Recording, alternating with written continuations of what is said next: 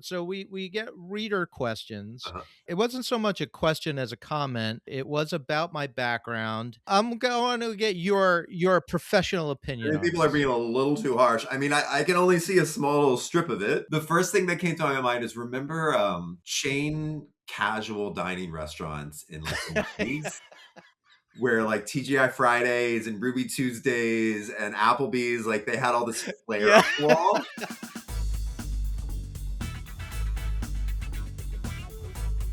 Hey everyone, welcome to How Success Happens. I'm Dan Bova, writer and editor at entrepreneur.com.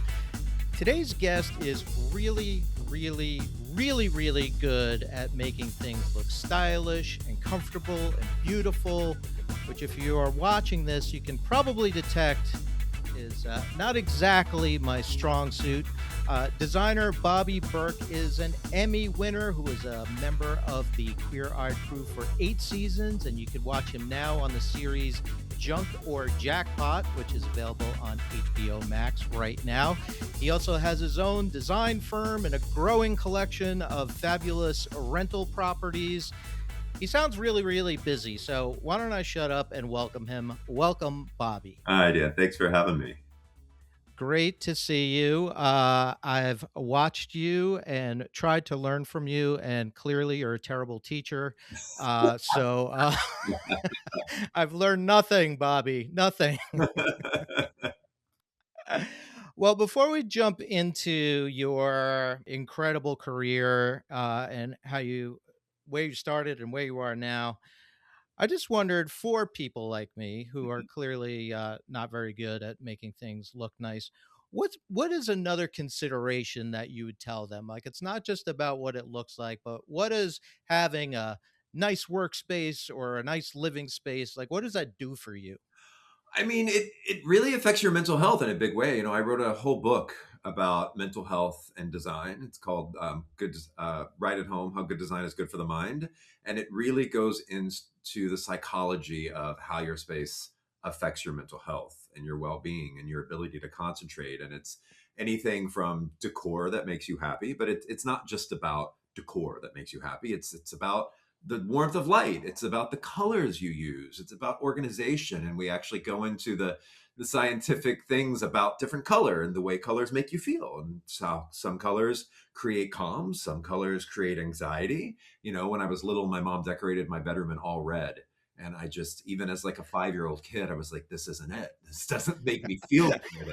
You know, I couldn't articulate why, but I just knew. And so I saved up my birthday checks like all little 5 year old boys in Missouri do, and I bought home decor with it. And I bought, you know, blue curtains and blue bedspread. And again, I couldn't articulate why. I just knew that blue made me feel better. So to people who are like, oh, I don't know how to make a space look, you know, like a magazine or a designer would, so I'm just not going to do anything. It isn't just about being able to put things together. There is a whole scientific psychology about colors and room temperature light wise, you know, that are important. So I tell people, you know, don't just do nothing. Well, Bobby, it's so easy to do nothing, but all right, fine. Um, well, you just brought something up about your childhood and just having this knowledge, and you couldn't express exactly why, but you just knew something was off. And while I was doing my research on you to see which prestigious design school you went to, I came up empty, Bobby. You want to tell everyone about your You want to come up empty on all schooling pretty much. So it's pretty amazing. You are a self-taught person, but as you just described, it seems like it was something you were kind of born with. You had a feeling for this. I do actually now have a doctorate of fine arts from Otis School of Design, but it is honorary. So I luckily did not have to work too hard for it.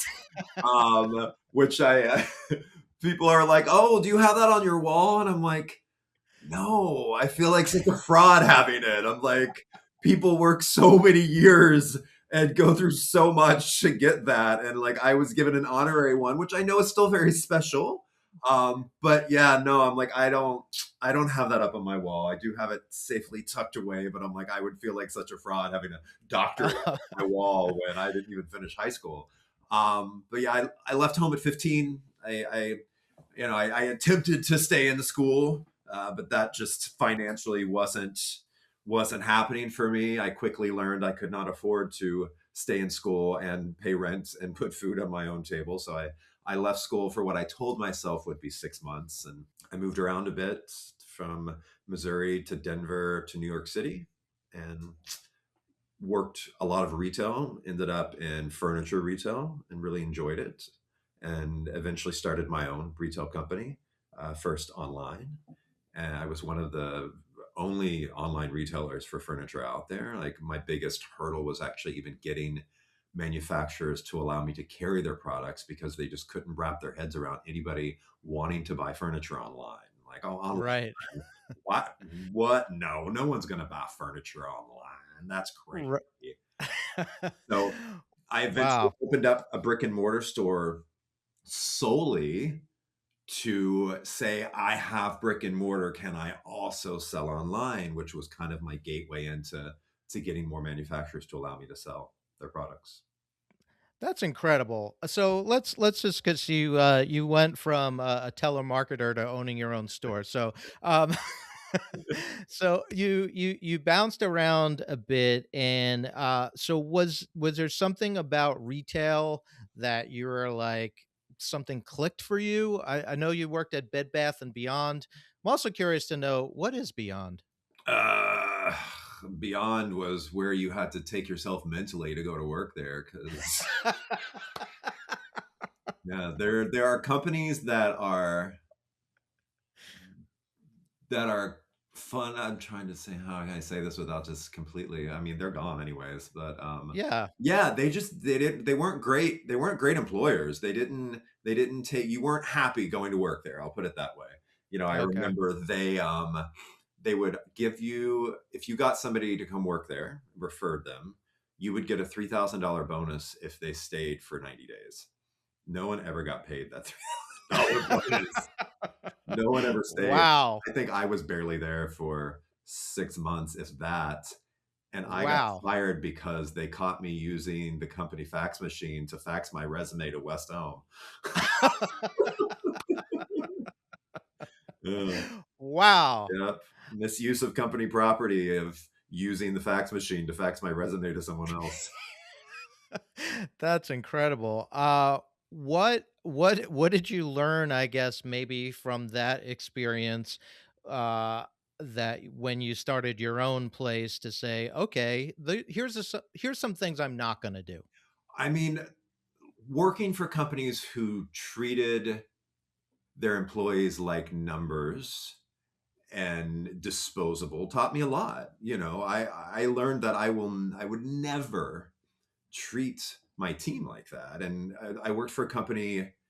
I worked for a company after that. That company constantly bounced paychecks. It got to where it was when you'd get your paychecks, because they never do direct deposit because they never had enough money to do direct deposit. So it would be a race to the bank to get your check in first, because you knew if you waited, everybody else's would go and yours would bounce. And so it got to where you would take your paychecks to check cashing places because you didn't want to risk putting them in your bank account and it bouncing.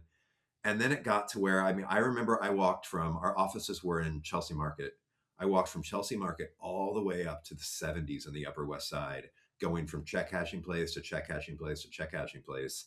And every single one of them was like, no, this company's checks are banned. We won't accept them because they bounce so much. So I Wow. learned, you don't treat your employees like numbers. And I wouldn't say you treat them like family, because there is a line that you need to draw, but you treat them well and you treat them with respect. And I told myself that no matter what, I would never allow an employee's paycheck to bounce, no matter if that Mm, meant my personal rent had to bounce or my car payment had to bounce. I would never, ever have one of my team members feel that their check was not going to be coming through, like no matter what. And in the 20 years I've owned my own company, an employee check has never bounced, no matter how hard of financial times we've been going through. So yeah, I think working for really awful companies, um, for me, I guess for some people they'll look at it, oh, you can get away with this. This is how you succeed. No, for me, I was like, this is the exact opposite of the way I want to be in business. I want people to be happy coming to work. I want them to enjoy working for me. I never want to hear that somebody working for me has been like, "Oh, that Bobby, he's a real asshole." You're putting on a great act. You don't seem like an asshole at all. So congratulations.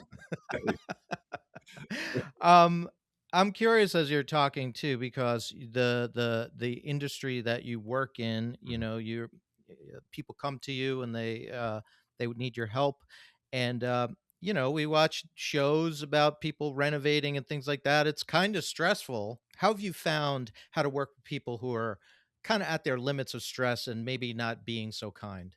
I have team members that have been with me for 14, 15 years, some for 10, some for 9. Like, people stay working for me for a long time, so they figure out, how I think always just approaching it with kindness, and understanding that we're all doing the best we can at any given moment. Well, in this world, not everyone's doing the best they can. Honestly, right now, some people are doing the worst they can. But we won't go there. But in work, usually people are doing the Yeah, best they can, and even clients, they're doing the best they can between juggling what they have going on in their own life and their own work, and going through a renovation, which is some of the most stressful things, especially when you have a client who has been insistent on living through the renovation, which is never recommended, but some people right. still want to do it. No matter how much you warn them, believe me, don't do it. You think that you can live with a hot plate and a microwave, but you can't. You cannot do it, especially with your 6 kids. You're gonna regret this. But okay, 3 months into it, when they've pulled their hair out, I'm like, I'm not gonna say I told you so, but we'll figure But out. So I think just approaching it with kindness and understanding that sometimes when people explode on you and unload on you, it really sometimes has absolutely nothing to do with the situation that's in front of you, but to do with a million other things that are going on in their lives. So give people grace. I approach everything we can with kindness, and if kindness consistently doesn't work, then this situation is not working. that's great. I love that. Awesome. So talk to me about going from someone who is successfully selling furniture to someone who is quite successfully on TV. How did that transition happen? And was it something you were gunning for? It was not something I was gunning for at all. Um, Before Queer I had done some little TV things here and there. I did for HGTV. I did Celebrity Holiday Homes, but it was never really because I wanted to be on TV. It was I wanted to promote my stores. It was promoting the business.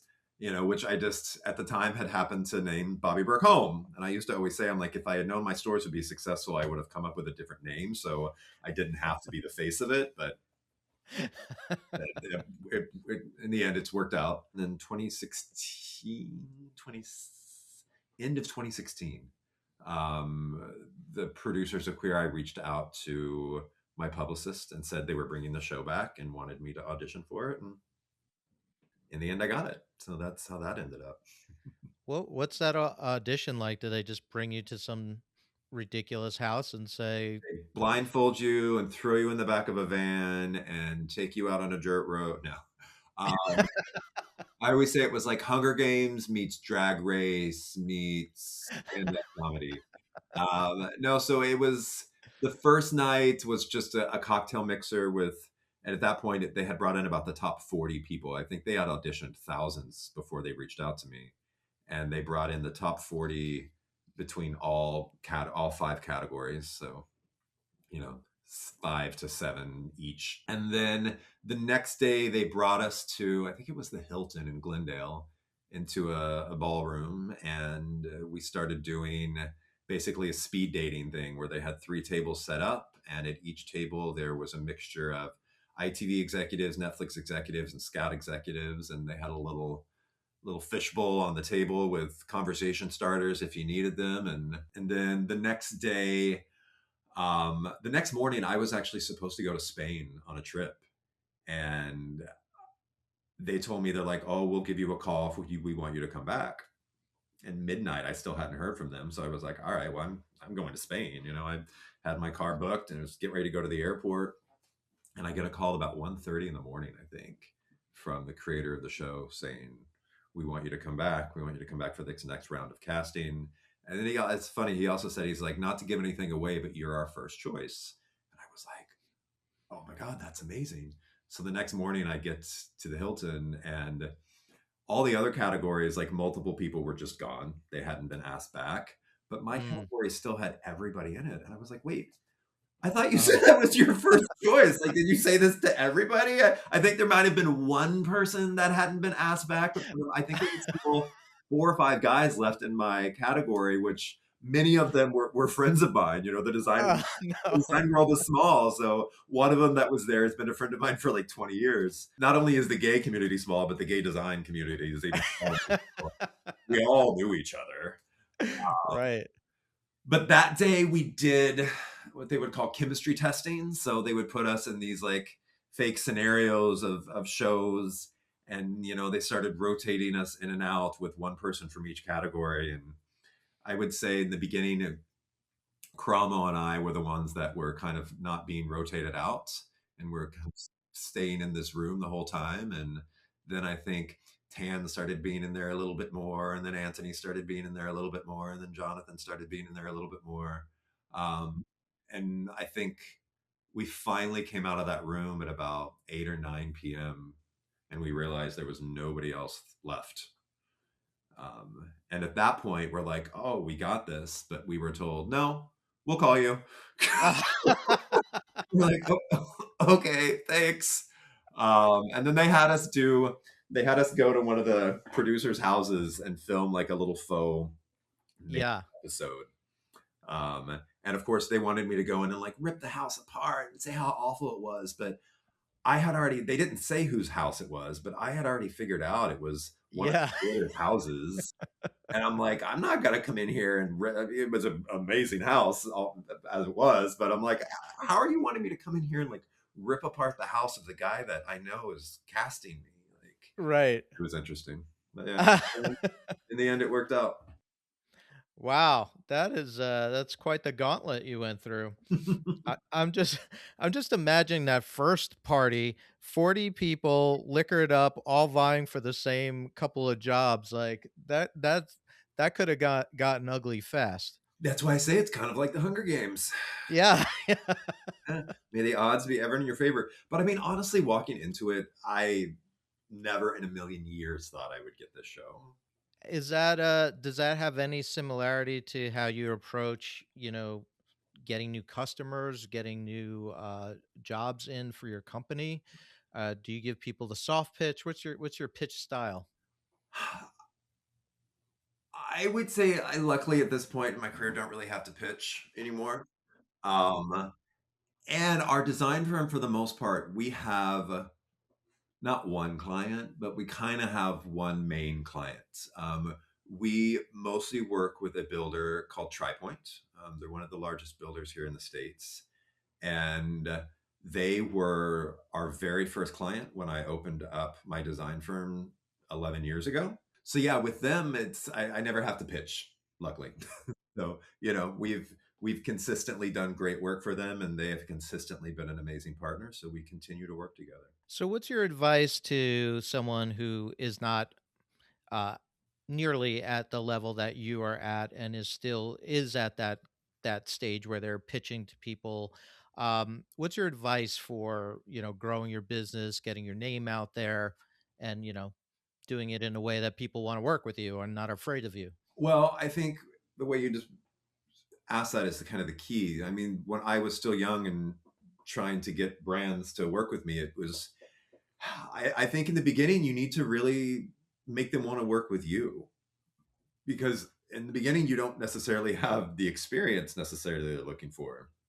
So you need to sell yourself, you know. And back in the day, the way I got in the door was I would make people want to work with me. I would go in a manner that was kind and humble and made people want to give me a chance. You know, if you go in there and pitch yourself and, you know, you want to work with me because I'm the best. And which, I mean, confidence is good. Confidence is good, but there's a fine line between confidence and cockiness. And if you have the pedigree to back up the cockiness, it's a little bit better. You know, if you have a proven track record of success, even then, I think you should walk into any space with humility. But in the beginning, you don't have that experience. So it's all about making people want to give you a chance on a personal level. So go in there with humility and with kindness and may, sell yourself if you don't have the education like I didn't, so it was all about making people want to work with me. And then I would feel like, when honestly, the first project I did for TriPoint was the show homes for the International Builder Show. They came to me wanting me to design the show homes because they were all about what millennials wanted. I didn't know how to put together construction documents and building plans and permits and all that go into designing a house from the ground up. But when they asked me if I could do it, I said, yes, of course I can do it. And I figured it out. So I think that's another bit of advice. Not never say no, but never say no, I don't know how to do that, unless you're in an interview for like a doctor. And if you're not a doctor, you should definitely say no, I don't know how to do that, or anything that you need to be certified and licensed to be doing. But within reason, don't be like, oh no, I don't know how to do that. Figure Yeah. it out. Yeah. Say yes and figure it out. That's great. Great advice. So tell me about Casa Tierra and Casa Mallorca. Mayor. Uh, I'm sorry, I'm It's just butchered that. it's okay. It's funny. Like, I named it Casa Mallorca because Mallorca is an island in Spain, and it's filled with these amazing like stone homes that are just surrounded by this lush vegetation. And this house is a stone house in the desert surrounded by vegetation. It just reminded me of Mallorca. But on our Instagram, I do have it in parentheses spelled out phonetically, Mallorca, because after naming it, I realized most Americans, most English speakers aren't going to realize that two L's is a yuh sound, Yeah, which right, right, I right. I'm pretty sure the first time I went to Mallorca, I called it Mallorca as well. Well, And my my high school Spanish teacher is, I think he's still living, but he's rolling over in his grave right now. So my apologies. It's okay. It's okay. So Casa Tierra, we bought back in 2021, and it is a really cool, basically a private boutique resort. It's on Airbnb, VRBO. You can rent it directly from us as well. But it's on a total of 9 acres. It's spread across 3 homes, pickleball courts, 2,000 square foot yoga studio and event space and deck. Due to the success of that property, I started realizing people were renting it for retreats, for yoga retreats, for fitness, for wellness, for writing retreats, for social media retreats. So I wanted to build a property that was from the ground up designed for that. But there really aren't boutique places that are purposely built for retreats. You can rent out hotel spaces, but unless you want to rent out the entire hotel, which can be quite expensive, you've got other guests intermingling in your little wellness retreat. And you can rent an Airbnb, but it's not necessarily set up for that, for saunas, cold plunges. So again, I wanted to build a space where you could rent out the entire property and either bring in all of your own instructors and chefs and therapists, or we can also provide that as well. We have a really great network of massage therapists and sound bath instructors Oh and my god. personal chefs and yoga instructors that you can really either build out your own retreat, or we can build it out for you. We're really You are killing me, man. As I said before we started taping, I'm in New York where it's been snowing or raining for the past 19 months. So you're just like, I'm just like dying to be at the Casa Mallorca instead of a Casa my basement. Um, w- that sounds amazing. And I guess that leads me to, so we get reader questions, uh-huh. and we got, it wasn't so much a question as a comment, but it was about my background, and I'll slide out a little bit, Okay. but someone was talking about like what's with all the bottles, like what's going on back here, like you look like you live, I don't know what you look like you live in, but it's nowhere that a human being should be. So I'm going to get your professional I opinion think on people are this. being a little too harsh. I mean, I can only see a small little strip of it. Um, but I don't. I don't think it's bad. I think it has personality. I the first thing that came to my mind is remember, I mean, I guess they're still around, but um, chain casual dining restaurants in like the 90s where like TGI Fridays and Ruby Tuesdays and Applebee's, like they had all this flair Yeah. on the wall. And like I worked at Applebee's. I worked at many. Actually, I think I worked at every single one of those restaurants. Yeah, I absolutely did work at every single one of those restaurants. But all the walls always had like all these like cool Yeah. things on them. Oh my That's kind, god, and I don't mean it in a bad way. Like I see, Entrepreneur Magazine. I see guitar. I see bottles. I see posters. Like it has a lot of personality, and I think that's great because the space is. I see Hot Wheels, which was one of my favorite toys growing up. All you need now is some Legos, which I have. I have the oh, nice. guys back there, including me. Very nice. Um, All I need now is, what's that, like, Funyun thing? The, Bloomin' Onion, if you I could get worked at that. the Outback as well. Yeah, had a lot of jobs. Yeah, yeah. Well, thank you for that. I feel proud to broadcast from the back of an Applebee's. So, these Eating these good are in the all neighborhood. these are all things of people that I've talked to over the Yeah, years. So, that's what I think that's is what cool about it. People are, what is this about? What is this about? Everything has a story. let's get to a couple of quick questions on the speed round. So, what is a habit that you are happy to have and one that you wish you could ditch?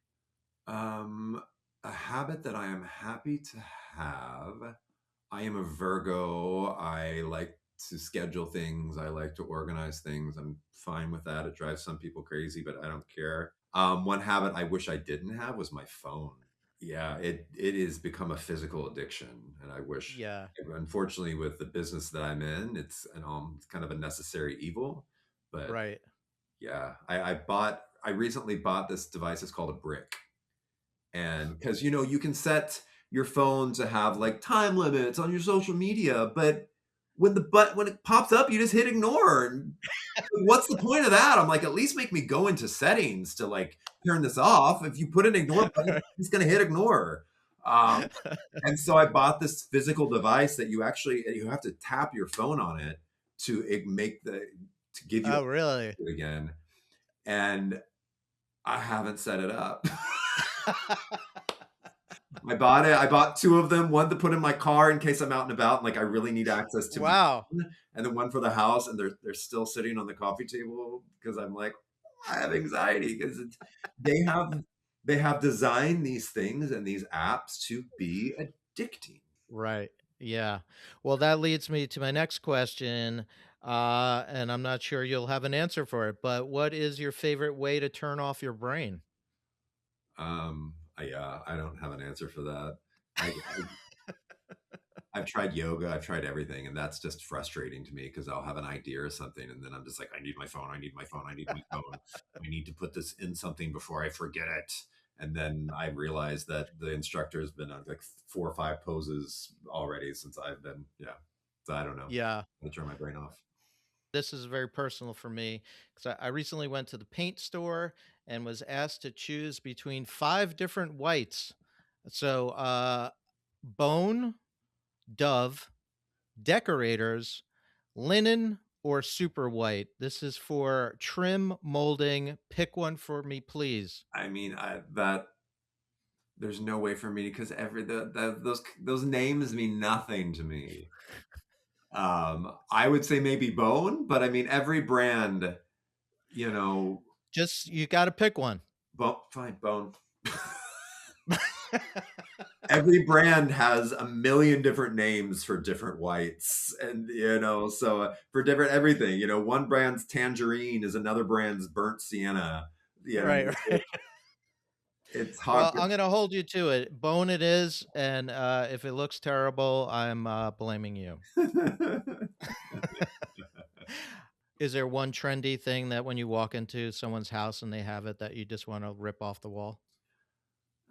No, I mean I'm really over just like everything cream. And I also am over like millennial gray walls. I don't know if you've got millennial gray back there. So I don't know. I'm Gen X, so I can't be millennial, right? You're like, it's X-gray. Um, not to be mistaken with X-ray, but X. Yeah, I mean, we went through, a gray phase where sofas gray, the walls are gray, carpets gray, wood floors are gray. I'm kind of very over that. But the next thing was like everything is cream and there's no color, there's no depth. I'm really kind of over that. But hey, if it makes you happy, it's not my house, it's yours. I don't care. Friends are And always that's like so nervous to have me over because they think I'm going to judge their house, and I'm like, as long as your house is clean and not and it's there's not a mess everywhere, I don't care what's in your house if it makes you happy. I don't like coming to homes that are dirty or like super super super cluttered because that just gives me anxiety. But again, going back to purple walls, if you want purple walls, great, knock yourself out. It's not my house. perfect. I think that's a great end note.